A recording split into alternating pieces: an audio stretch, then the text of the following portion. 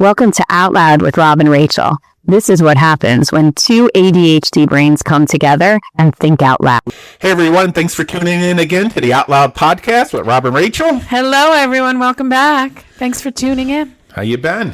Great, actually. Good. Yeah, the weather, it's good. Spring has sprung, cool, summer's on the way. I know, it is a little bit cool. It is nice. It's nice that I don't have to wear a jacket all the time. Yeah. I have air conditioning in my classroom, so that makes a world of difference in May and June. It really makes a difference. It's actually, dare I say, a little bit cold. I bring a jacket every day, but I'm not complaining. Just point of information. I love my air. I will never go back. During the heat wave, our air went out. I remember. And I was leaving for Texas, right. So I didn't have to suffer through it then. And they didn't have air the entire time you were gone? No, like 2 days it didn't have air because I forgot to call because I wasn't there. Then the day before, hightailed it out of there and left them suffering. The day before I was coming home, I just remembered all of a sudden. So I called Alpine in South River by us, and they're really great. I've been using them for a long time, and they came, they fixed it. Awesome. And I don't even know where the bill is. I don't know if they're mailing me. I got to call them up. Oh, yeah. I'm sure. Do you have a service contract? No. Like maybe it's No. We had this weird connection with this HVAC company. Somebody who passed away years ago. We had mutual friends, and they kind of helped me out. Okay. And very nice. So anyway. Very nice. Yeah. So I came home to a nice cold place, and then it turned cold. yeah. Outside. Yeah. 50. Yeah. Right. So it's like you sort of later on in the day need a little bit of air, but then not really. It was right, cold. like fully, but then you don't fully need it. It gets a little stuffy. I mean, if there's not too much wind, then you need the air a little bit. Good hiking weather. Yeah, you've been walking the trails, huh? Yeah, every day. You were a little scared to not return it. Yesterday I went and it got I left 50 minutes before sunset, an hour before sunset from my house. So by the time I got there, it was a little dark. But that's usually feeding time. That's when the foxes come out, and usually you see them like right in the deer, like you see the animal. Right. So is that why? Did you purposely go there around that time so that you could see the natural wildlife? I ate like a big fat pig, so I figured. Okay, let me go burn some of it. And when you came out of your hike, was it dark already? It was getting there. Yeah, it was last light, they call it. So there's sunset. Was it buggy? No, it wasn't buggy. Okay. It will be. I won't be. I'll be on the treadmill. Because isn't that usually when you get tore up, like right? It was not hot enough. Okay. All right. Yeah, I think when it's were you nervous about coming out after? No, I wasn't nervous. I was just the dirt bikes came. The dirt bike at night. Yeah. In I sent you a video. You didn't see it? No, in the dark. They come? Yeah. They had the lights on. And wow. So wait, you can't see you hear them, right? You hear do they see you? Dirt bikes now too. So do they see you? Like they had lights on. Nail somebody in the dark. Yeah. Well, they can nail a tree and in some areas what they do is like jerk offs. They put like wire across it because you're not supposed to ride dirt bikes back there. Oh my God, they do that to purposely hurt them so that they don't come back and do it again. Yeah. Who's that much of an asshole that would do that to try and hurt a kid on purpose? Because it's a kid that's going to get hurt. It needs to be a big thing, like a wire. The lack of empathy in people is mind-boggling to me, which I want to talk about that video that we saw. Yeah, that's so funny. I had seen it while you're talking. I had seen it before you sent it to me, actually. I literally came up on my algorithm. Yeah. And we're talking about the woman who got pulled over by the police officer who said that he was involved in a crackdown of distracted drivers. And he pulled her over saying that he saw her with a cell phone in her right hand, and she lifted her hand and she had no right hand. It was fucking funny. And then she literally like gave him a pass. She was like, "Oh, let this one go." Yeah, you want to let's. And he was like, "No, I don't want to let it go." Yeah, he was sticking to his guns. That was the hill he was dying on, man. I'll play it really quick. You drove past me holding the phone with your right hand, manipulating that phone. I saw you with one in your hand. Oh, you want to just call this a day? She's so cute. I mean, she's just cute too. Really, right? She was laughing it off, like giving him not making him look like an asshole. Yeah. Then she did some reels afterwards, which was funny. I mean, and then it took 3 months, and she actually had to go to court for this to be dismissed. And then, did you hear on the grounds of which it was dismissed? No. Insufficient evidence. Oh, yeah. Yeah, I mean, you can't, like... But, like... She has no fucking hand. Right. Yeah. Like, when that happened, like, I just don't understand that. And immediately it brought me back to a situation that I had exactly 10 years ago. And I want to point out that I officially 10 years ago, from probably this week, the last week in May, I officially finished my chemotherapy and radiation treatments for stage 2B breast cancer. So thank you. That's awesome. That's great to hear. However, the last stage of my journey involved 36 sessions of radiation that I needed to complete literally consecutively. Yeah. So you can't throw it off. Right. It has to be it's cumulative. Yeah. So like it has to go 36 straight sessions. And the way that it was set up, it was Monday through Friday for 6.5 weeks it came out to be, I think. And I got the permission. It was probably one of the only nice things that my principal at the time ever did for me, literally, without having to take leave, because I would have had to take leave for 6.5 weeks and I had no more sick days. Right. Because I took leave for chemo at the beginning of the year.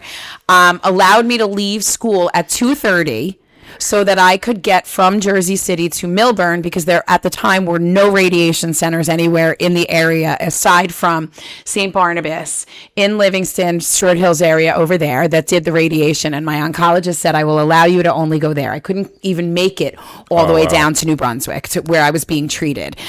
They closed. All of these places are done at like 4:00 or really? early. Yeah, they're Wow, that's weird. it's bizarre. But radiation, any of that stuff, it's done at 4:00. So I couldn't schedule it for the evening or anything like that.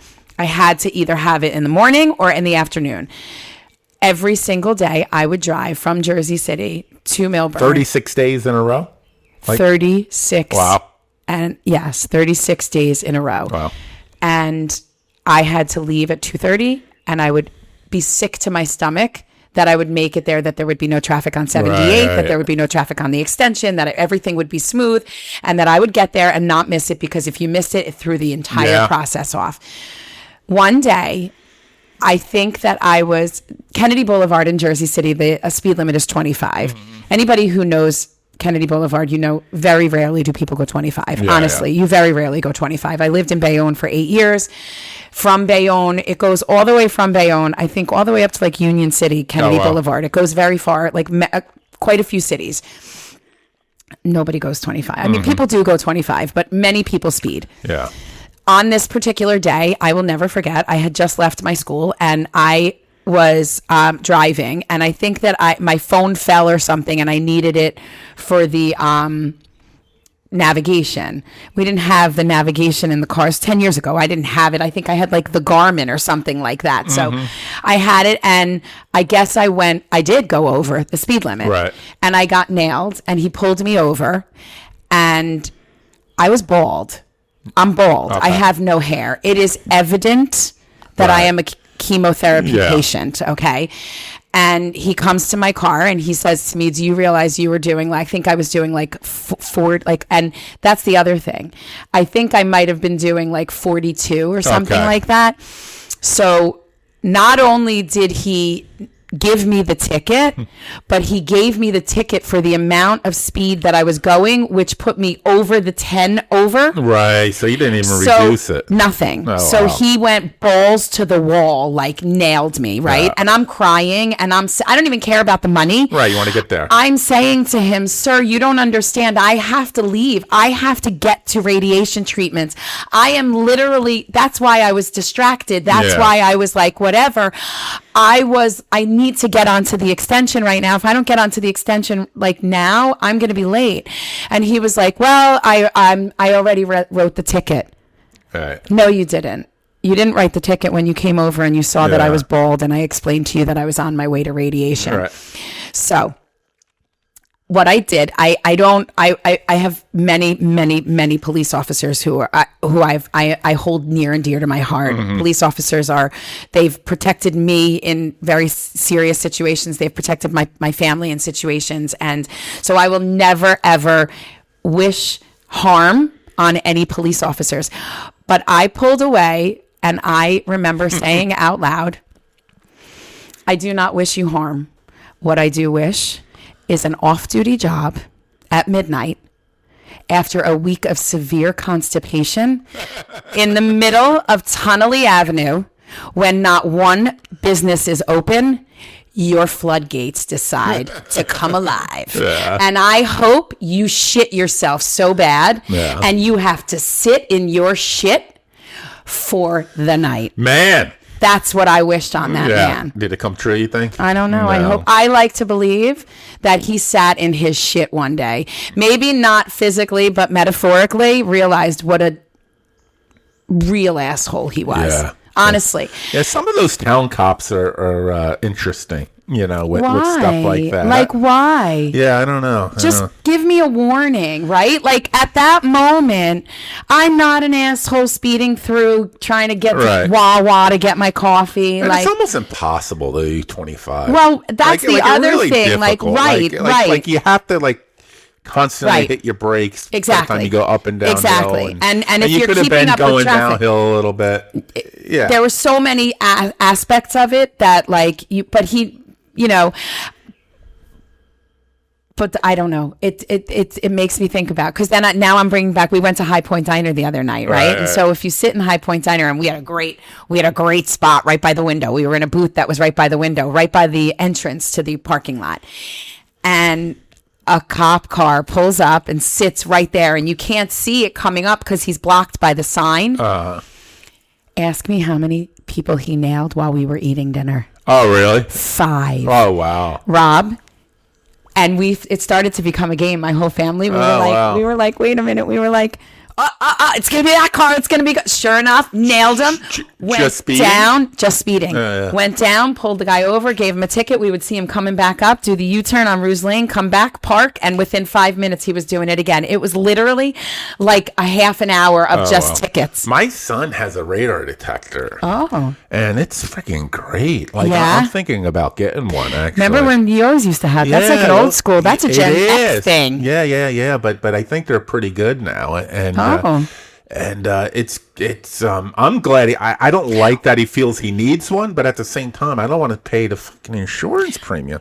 East Brunswick cops in our town are actually pretty cool. Wait, but I have a question though. Don't you think Waze is good or no? It is more accurate because I put Waze on most of the time, usually no matter where, even if I know where I'm going, so that it tells me when there's cops. No, this is more accurate. Okay. I think can't some of the radars they kind of shut off a little bit? I don't know. So it doesn't detect. Yeah. I don't know. I don't know anything about that. But it's really good, and my son has a camera in his car. Okay. Did you see that? I seen that video. Yeah, it's just. Yes. It's just. I mean, he was like a little bit harassed. He was a little bit harassed. Yeah. Isn't it sad that people feel as though they need a camera in their car so that they can protect themselves? And it's interesting, because it's a not a high crime time. He was just sitting in a parking lot. He was doing like Uber Eats, and he was waiting for the food to get done to deliver it, and then. Does the camera pick things up even if you're not in the car? I think it can. Because I'm thinking, remember I told you that my car got hit last week when I was getting it serviced? Yeah, that would have been good. Right? What if that? I'm just thinking, thankfully somebody saw it happen, so they told me about it. But what happens if it happened in the back of the parking lot and they never said anything? I know the Teslas keep it when something gets close. It goes on. Yeah, okay, that's interesting. Yeah, it's worth it. Yeah. I wonder. Yeah. I mean, it's sad that people feel as though they need to have cameras in their car, but you do need to have a camera in the car. Listen, the cop's body cam is the thing that showed the ridiculous thing with her hand holding up. No, I know. It's funny. The body cam actually, in general, it seems like it's been helping the citizens more than the police. I mean, it helps the police a lot, too. They needed it. It does. Do you think maybe it's actually helping citizens more, or do you think we're just seeing those things more? I mean, I think it's helping them get off of things.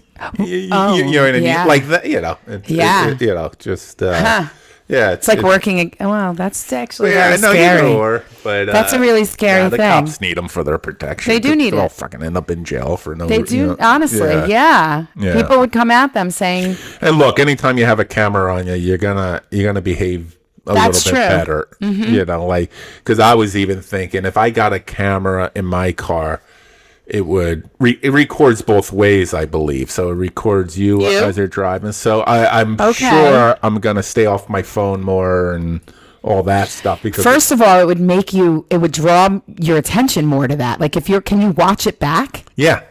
So if you watched it back and you saw how many times, like at a red light, you grab your phone, I bet you meets right. Like, well, it's funny because I was looking for about that would be an interesting study. I don't like wires hanging and stuff, so of course Instagram wireless ones started popping up. You know, you charge and stuff, and it's pretty cool. But the reason why I was at a red light. No, I was behind a school bus, and the school bus in East Brunswick ran a red light, like totally blew a red light. I'm not surprised. I've seen it.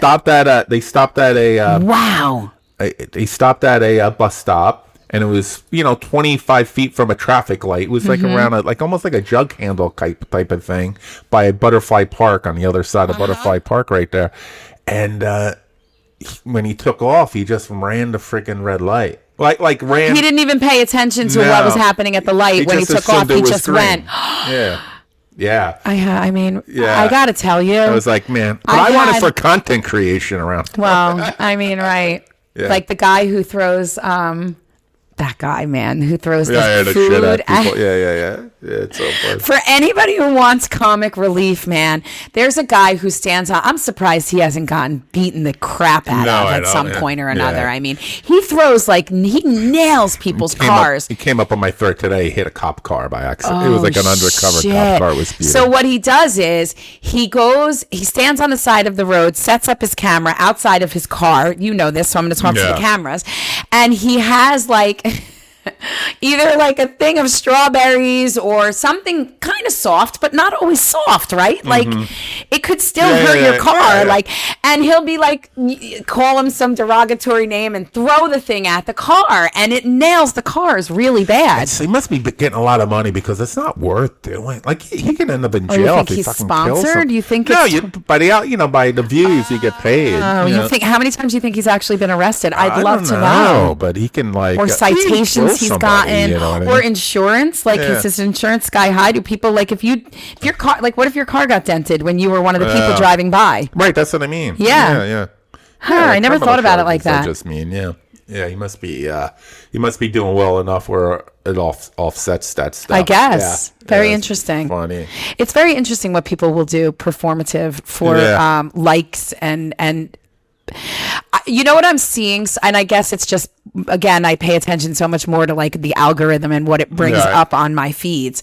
But what I see so much are these content creators, just regular people who live in Marlborough and Manalapan and Old Bridge, and it's people local that are coming up now, not people. I have local smaller, even just stay-at-home moms who are in the area, right? And the PR boxes that these people get. Right. It's crazy. I mean,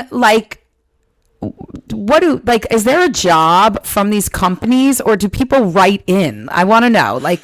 So I do some marketing, and I've suggested to a bunch of my local clients to hire some of these influencers just to come and review their products or online, on a podcast type thing, or I did work for this company, and it's seasonal. It's around Christmas. They have a Christmas house type of thing, and they spend about I don't know, it was 70-80 grand in 6 weeks just on meta ads, Facebook and Instagram. And how much did it come back to them? Oh no, it paid off. I mean, that's how they get it. But part of that wasn't included in that price was they would hire local influencers. These moms with little kids, and then that's what it is. Yeah, exactly. That's exactly. So there's this one woman. I don't even remember her first name is Nicole.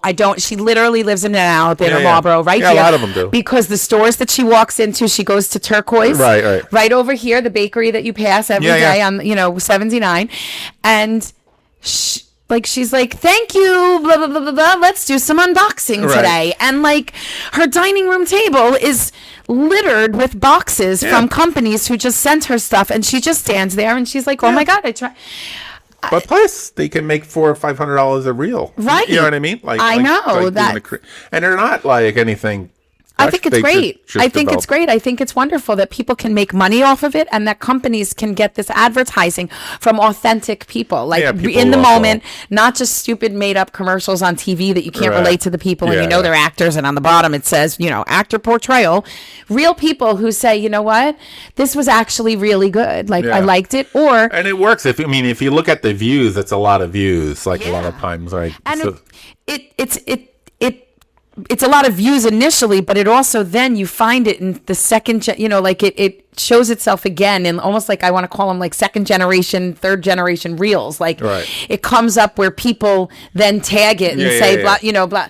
So like we talked about it too. It's like you don't have to.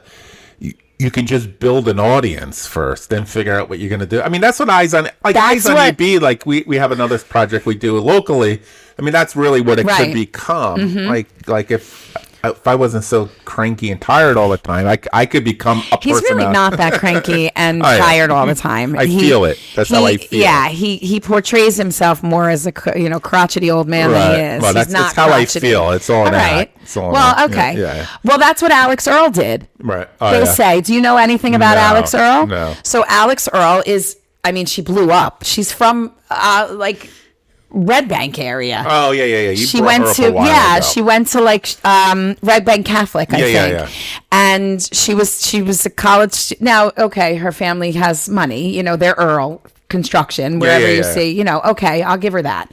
However, she was just a University of Miami student who had really bad acne and would film herself getting ready to cover up her acne before she was going to parties at college. Yeah. Oh, wow. And she would call them like get readies with me or get ready with me. And funny. That is what took off because people related to her. Right. Yeah. And then from there, now she has a skincare line. Mm-hmm. And they can't keep the products on the shelf. Right. She developed an audience first. And they trusted her because she was real. And she said, I went through Proactive. I did all of the acne, Accutane, all of these things. They didn't work for me. So I needed to find something they trust her and so you're right. It's like she built her character, she built who she is, and no matter what she touches now, it blows off the shelf. Yeah. It doesn't matter. I mean, she could be selling shit in the bag and people would be like, oh my God, but Alex Earl said that it makes your room smell so great, so I have to buy the shit in the bag.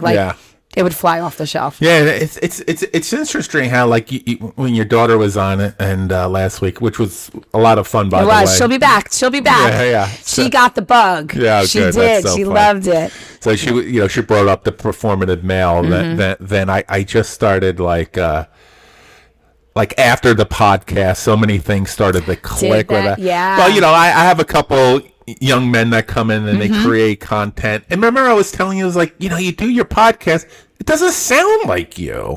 Right. Remember I said, on an act. But that's what she was describing. Right. Yeah. But they were saying very mature, accurate things. They weren't. But I think it was more specifically when she talked about for the voiceover. So people use I think that I couldn't figure out why the hell they were doing it. But when she brought it up, when they were dropping it in. Yeah, when other people drop in the voiceover.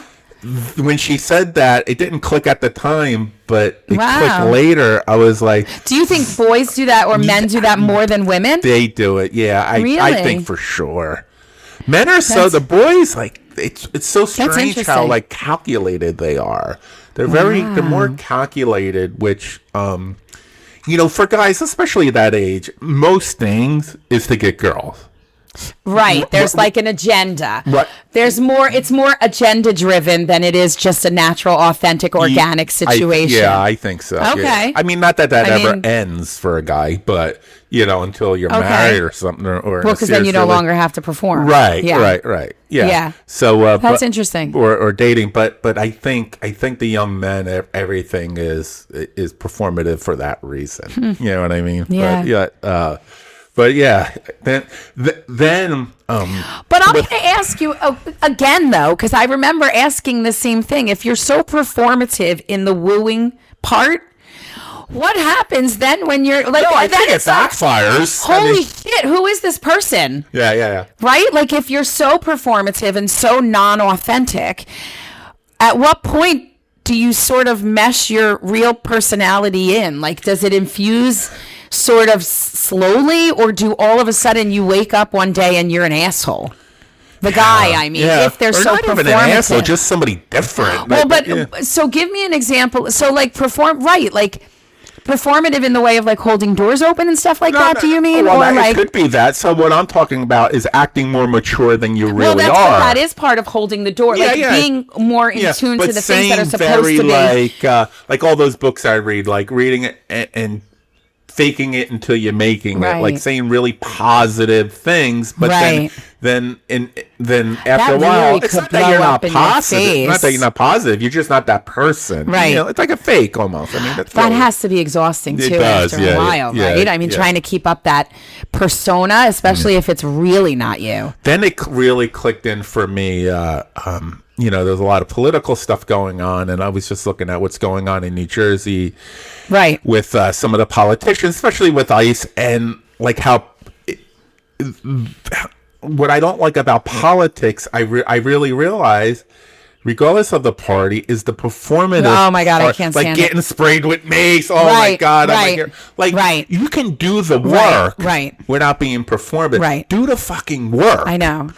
Like, and that's probably what drives you crazy about the districts. It does. Like just do the work. Right, just shut up. Shut up and do it. Stop getting sprayed with mace and fix the problem. If you feel there's like you don't, or fix the pothole. Make it so make it so when my Easy Pass doesn't go off or something happens, I don't get a $55 ticket for $1.50 toll. Like, fix that stuff. Help us with that stuff. Right. Stop being performative. Fix things. Right. And get out of your own way. Get out of your own way. And just the performativeness of just politicals and it happens on both sides. It's all fucking, it's just a big show. It is a big show, which is, and then, so it's like a big pissing match, I feel like. It's like who could piss the furthest, right? And then nothing gets done because you're too busy pissing.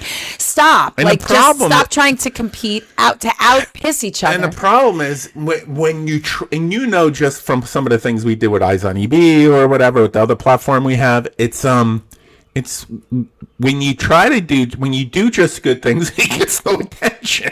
No. Yeah. Only because it's the performative aspect of it. Right. That's what I mean. So they're sensationalism sells, right? I know, but it's like only. It seems like for the most part. Only sensationalism. I know. For the most part. Especially in certain arenas. It's not like... Especially in certain arenas more than others. Yeah. Definitely. Definitely. I can speak to that in the district. I won't mention it, but the district that I'm very close to, aligned to, not the one we live in, where there's some stuff going on, and now only because somebody got arrested and got hauled out of a Board of Education meeting, now all of a sudden they're starting to really pay attention to the problems that are in the district that have been literally building up for years and years and years, and others who have been in the district have been screaming about. But now, because this thing went viral, it became a sensationalist situation. The moment it became a reel. Right. It was like a reel. It was one of those things that got, disseminated to 1.5 million people. The drama, that red neon light of it. And now finally it's being brought, and maybe some good will come out of it. Right. Yeah. So, I mean, sometimes there is some good that comes out of the sensationalism. It's funny. Like, one of the things, like, business wise, even personal growth, probably that hurt me through my life was,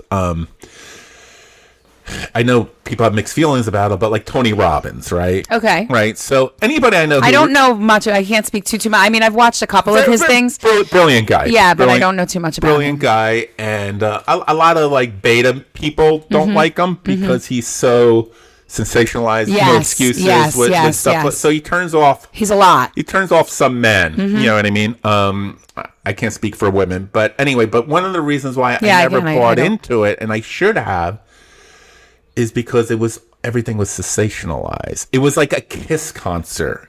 I don't like Kiss because I don't like the makeup. I don't like the light. Right. I like grunge because of the simplicity. Exactly. I didn't like 80s rock. It's the bear. You didn't like the hair bands? Well, I didn't like the hairband because it was sensational. Like the Warren women in the bikinis, and I love women, but I don't want to fucking. I want mysterious. I want. When you just said that, there were like 3 or 4 bands who literally popped in. White Snake. Right. Yeah. Of course. Yeah. White Snake. Yeah, like I was like Warren, Billy Rolfe, yes, yeah, Sammy Hagar, like those, like on the hood of the car with the big boobs, the women like straddling the hood of the, right. And I think that's why I like Food Fighters and Pearl Jam, because they weren't sensationalized, right? They were bare bones music, bare bones, and it was about the music. Guns N' Roses, bare bones music. And I think that's why I like Fast Times at Richmond High, because it was about the plot, not the. That was not such a good movie. But it's about it's really bare bones. I mean, there's nothing to it, like as far as like. Do you remember All the Right Moves? No. Tom Cruise's yes, you would if you thought about it and you saw it again. Right, probably. It was also one of those. He was a football player. Same thing, bare bones, no bells and whistles. Great movie. Also, plot about just teenage angst and stuff. That when you said Fast Times at Ridgemont High, it reminded me of it. Great movie. Also, same thing. Authentic. Yeah. Where were we before that? No, that you were saying Tony Robbins, that you like the you like his message, but the sensationalism turned you off. What was right before that, though? Because I was performative in politics. Yeah. That you wish that people would just and you were saying to me really quickly off camera that you want to listen to more podcasts and you like the conversation. Yeah, like just the normal back and forth conversation. The podcasts that I listen to, and some of them aren't that popular. You know what I mean? Like some of them are, but if I was to break it down as a reviewer, I would be like, wow, this is really horrible and boring, but I love it, right? But but as the consumer and somebody who just likes hearing, I like hearing people talk. But don't you think that's what the magic of a podcast is? Because there's so many podcasts, the space is so large that you can find. Yeah. Like there have been people that I have listened to that I was like, I like the message, but her voice is killing me right now. I don't know that and I'm sorry if my voice is ever annoying for anyone, because I'm sure there are people who feel that way about mine. But there have been times where I'm like, I can't get past the whistle that I hear in her voice. Like something makes me. I find that when I used to listen to a lot of meditation on like YouTube videos of meditation before I would go to sleep, and I would, because you're so focused on their voice, that there were times where I was like, I can't get past the voice. I can't listen to this. Right. Like I can't even get to the meditation aspect of it because the voice is driving me crazy.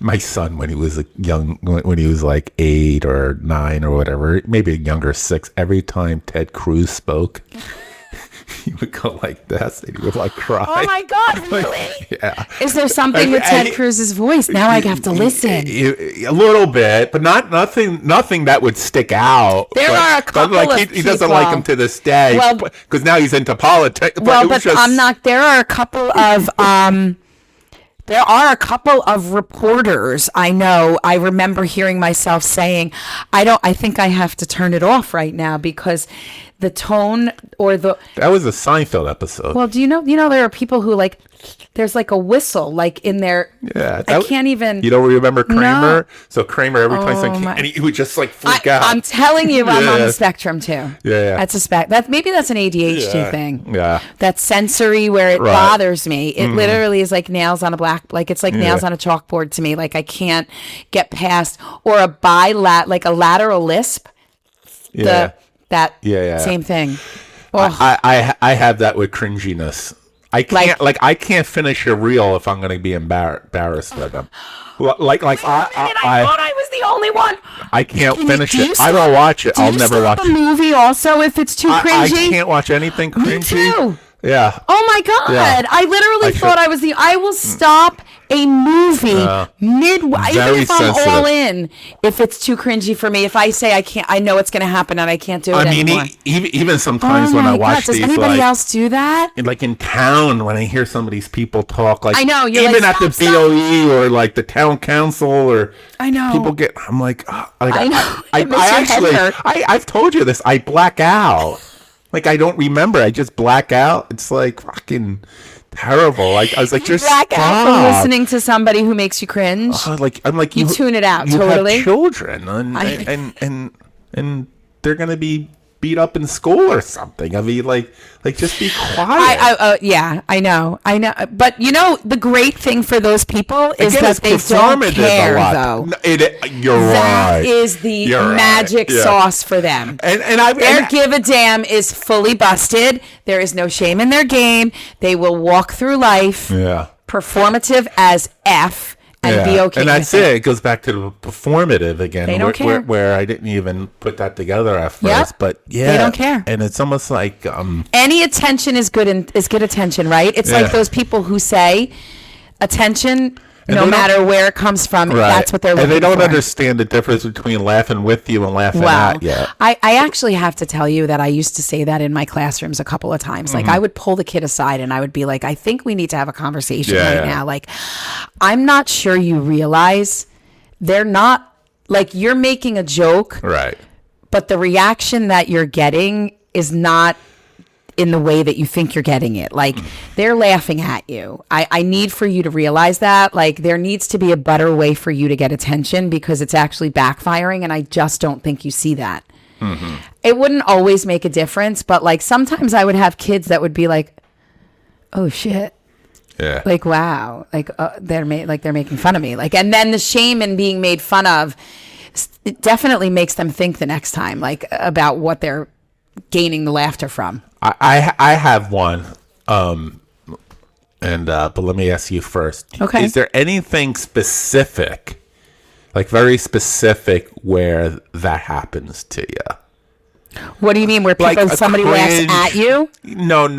Like or like the cringiness of it, or the or not even cringe. Just sometimes like, no, this isn't good. But I would have to think about that. I'm sure there is. Yeah, give me one because I think I would have to think about it. Almost every single roast. Like there was like a Kevin. Yes, with Chelsea Handler last week, the one a couple weeks ago. That one with that one. Yeah, though, okay. Yes, roasts. I don't like roasts. No, me too. I don't. They make me very. I don't care that you go into it knowing that it's a roast. No. I don't like it. I know. I just wonder if I could ever do some of this stuff. Like I could. That's interesting. But I like that. Like one I want roast. Oh really? I was but I didn't do the roasting. Okay.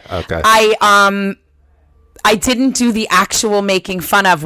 So I was part of a committee that did the retirement party for my favorite principal in the entire world. Yeah. He was the best boss I ever had. I called him a teacher's principal, Mr. D.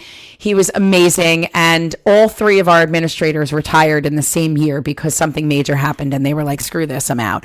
And they were three of, literally, we called them the dream team. They were amazing and they retired at the same time. And so we wanted to honor them. So they do that a lot. Yeah. So I did, we did a roast, but I wrote the poem.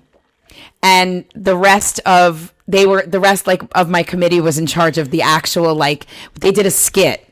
And that was the roasting part of it. Yeah. So I did the inspirational poem. Okay. They did the roasting because I couldn't do it. It's not easy for me to purposely make fun of somebody's shortcomings. That's difficult for me. And it's so look, even in jest, I'm not like totally above it. Okay. Like meaning like I had this one person where it brings you out. Like you might stop being friends with me. I don't know. It brings it out in you. It brings it out in you. Well, we just go back. If I saw you roasting each other, you mean? Well, you'd be like, "Whoa, I never saw this side of Rob." Right. Just fucking bro. Mostly about people because we know a lot of this. Okay. Like 10 people, and like when I get a response back from this particular person, like, "Wow." Like I know I won. I was like, yeah, I feel good about that. I fucking, and it's really why like I became quiet over the last 3 years. I really tone it down because I'm just fucking like the shit that comes in my head. Like I just know every insecurity that you will have about yourself because I've been paying attention. And if you rub me the long way, I can have it all come out really. Do you think your skills in pointing that stuff out have just gotten better as you've gotten older? I feel as though I'm a much more perceptive person. I've always been perceptive, and I think that's our ADHD. You have no choice but to try and read the room. So that you can mask and code switch as you need to. That. Right? When I was a kid, I was a very good listener because I was so shy, so I had no choice. Yeah. But I'm a good listener too. But then I went like 15 years where I would say I was a really bad listener. Interesting. Like really, really bad. Why? Then I read a book. I was like, oh, it was called Just Listen. Interesting. And I don't know. I think because I was quiet so fucking long that I had a lot to screw it. No, I had a lot to say. I just had a lot to say. Yeah. And I think my ADHD or something got worse. Like something got worse where it was harder for me to listen. Like it was definitely something chemical or something mental. Well, don't they say that every 7 years or so your body goes into a chemical change? Mine certainly did. Right. I mean, I know women, they go through like it's every 7 years they say like even your hair changes texture, like stuff happens. Too, I think I had really bad autoimmune disease, psoriasis, and there was like a 10-15 year period before the injections came out. Like I'm 100% clear now. That I think my body was in such hyper load of inflammation. Oh my that God. It made me fucking insane. Because I remember sitting one day, I was with Gina, and I just remember going for a car ride, and I was at peace with myself. And I was going through therapy at the time and all that stuff, but I knew it wasn't because of the therapy. I couldn't figure out why I was so at peace and felt so good and comfortable. And the strange thing is, all those years through the therapy, there was always a couple of medical issues that they never diagnosed, right? That never came out. Well, through them, but maybe that's why I'm behaving a way I don't like, or why I can't listen. Of course. Right. So of course. I always felt that. Then I had the AFib, and then the therapist told me I got bad anxiety. And I was like, I'm not really anxious about everything, but it was the symptoms of the anxiety. Wow. But it was med. I was in fucking AFib for 3 years straight, almost with no breaks. 80% of the time. Oh my God. But anyway, so I think after I was cured of everything, I became a better listener again. Well, because you're maybe because you couldn't focus on anything else because there was so much other shit going on in your body. Like your exactly, like inflammation. When you're not, when there's no other noise, right? Your body, your everything can sort of. Yeah. The homeostasis can take over. Like you're at, if your mind is at rest, your body's at rest. We're at the age where we're talking about our medical issues. Oh, good God. At least medical issues I want to bring back to the cancer only for a very good reason. So if there's one thing that I can say that came out of my cancer journey, it's an organization called Kesem that I found actually by chance because my kids were really little when I went through my battle, and single mom too. Yeah, single mom, and more and not only that, but when I was diagnosed, I wasn't going to tell people. I was going to just, obviously my family knew immediately, but I wasn't going to advertise it to the world, and I was just sort of going to go through it quietly and deal with it, because when I was first diagnosed, they said, "Oh, you'll probably only need radiation," and radiation you can hide. You can go to radiation therapy and nobody sees it. It's not a visual necessarily. I didn't realize that. Yeah, you don't lose your hair, like nothing. I mean, I have scars. This is a radiation scar burn, a radiation burn that really just never fully healed. But aside from that, you don't lose your hair. There's no, I could hide that. I could wear whatever.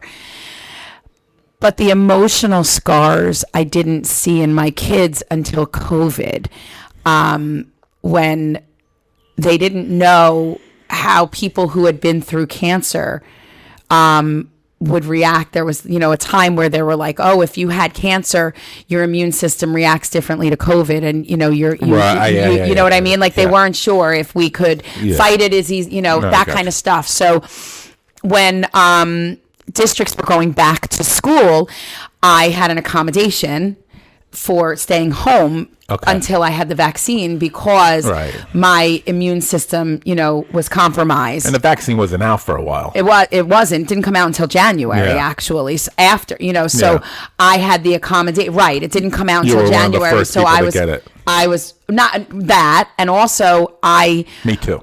Yeah, when they were deciding what teachers needed to go back into the classroom, I was able to stay home. I got you. Until I got the vaccine. Actually, the booster. Until I got the second one. Okay. Because they wanted to make sure that you were fully covered, vaccine wise, to go back into the classroom. So at that point is when I realized that my kids had major PTSD. Oh, wow. At that moment, when I finally went back to school. How old were they? I'm sorry. When? For COVID or when? During that time. Yeah, COVID, they were in third grade when COVID hit. So, how old was that? That's, I'm asking 6, for a 7, reason. 8, 9, 8, right? Because that's a big deal, but go ahead. Right. So they were in third grade. So you're 5 years old in kindergarten. So first to 6, 7, 8, 9. Mm-hmm. So one of my daughters started watching me leave for work every morning. Aww. And still to this day watches me drive away because she's petrified that I will be okay. Like so it started to show itself in other ways, and therapy is great, but they don't always know how to tap into that aspect of it and why certain things are manifesting now or where they're coming from and that kind of thing. And so I started to find ways to I also felt like one-on-one therapy is great, but I think they need to see that other people may have gone through things similarly, right? So I started looking into groups, support groups, therapy groups, organizations, and I found this group called Kesem. And Kesem offers every summer a week of sleepaway camp. So great.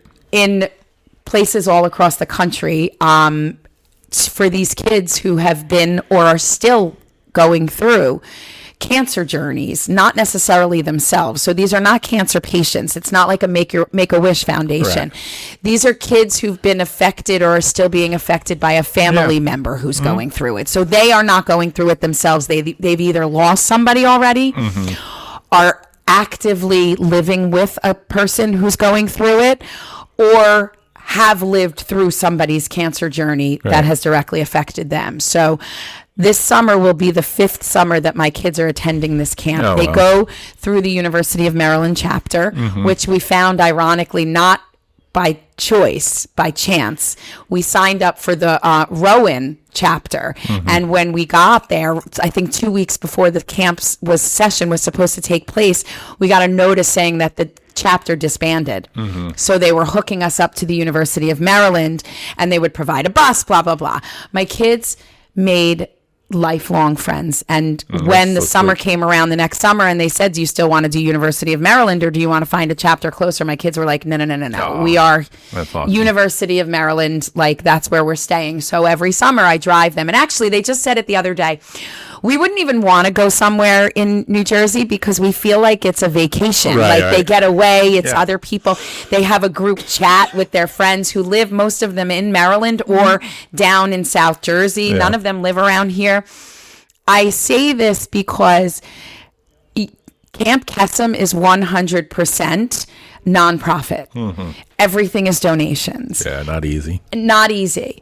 The first 2 summers, the camp was 5 full nights. Last summer, the second 2 summers, it was not. It was 4 nights because they didn't get enough donations. Yeah. And even literally the days that we dropped the kids off, parents are bringing bottled water, they're bringing snacks, they're bringing cookies, they're bringing whatever they need, Band-Aids, everything. Yeah. Right. Donations.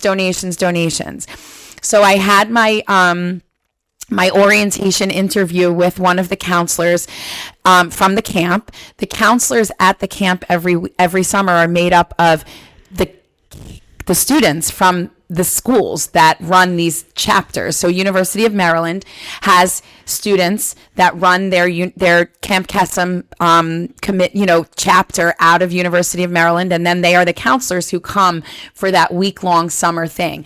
And some of the counselors were Camp Kesem campers who chose to go to University of Maryland so that they could then pay it forward in the same camp that they actually went to. My kids want to go to University of Maryland because of that. So it's really powerful. But again, it's not something that's just to University of Maryland. It's Kesem. Yeah. Kesem means magic. Right. And in Hebrew, it's actually a Hebrew word that means magic. Okay. The magic that happens at Camp Kesem is unbelievable, and it's just otherworldly. So I actually so I said to this guy, I have a podcast and I have an audience. I have a platform. I would love to pay it forward and give back to Kesem the magic that you guys have given to my kids. What can I do? They have an Amazon wish list. I would love anybody who's been affected by cancer yourself, has been a caregiver to anybody who's been touched by cancer. If you have kids who've lived through cancer or been touched by cancer from a family member, this is an organization that can use your help. They need donations. They need their Amazon wish lists filled so that the kids can go to camp and have the best experience that they can. These kids are all walks of life. It's non-denominational. Even though Kesem is a Hebrew word, it is not a Jewish organization by any stretch of the imagination. It is non-denominational. It doesn't matter what walk of life you come from, what Cancer religion. doesn't discriminate. Cancer does not discriminate at all. And if you can find it in your hearts to donate to their Amazon wish list, I'm pleading with you. If you have an extra couple dollars, just buy a pack of crayons or whatever it is that it's stuff that they're just looking for to just make their week seamless. So if you can find it in your hearts, we would really love it. And they're also looking for campers. So they're always looking to fill spots.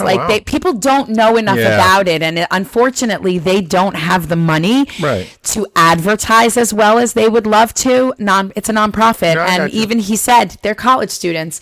So they have their Instagram accounts, but they can only touch so many people. So if you can share this, and if you want to just share Camp Kesem or Kesem in general on your pages or on your Instagram feed, it's such a wonderful organization. Yeah, we'll link it up too. Yeah, so Camp Kesem, let the magic happen and share the magic. We would love it. And I think that's where you have anything else to say? No, that's it. I'm good. I just talked everybody's ear off. I'm sorry, but Camp Kesem brings that out in me.